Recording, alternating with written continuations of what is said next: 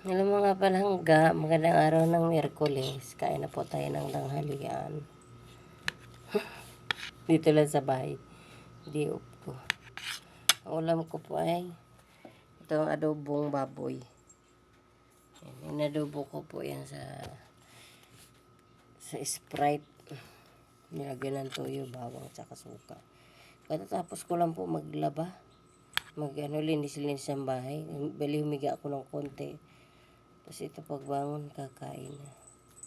Medyo wala pa akong gana masyadong kumain kasi kanina maaga ako kumain noong Graham. Yung Graham na ginawa ko. Alamigan yata at tiyan ko.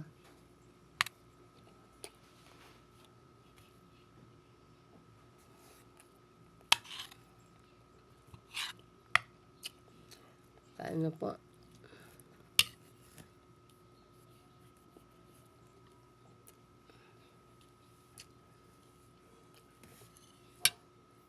Dapat doon sa ano.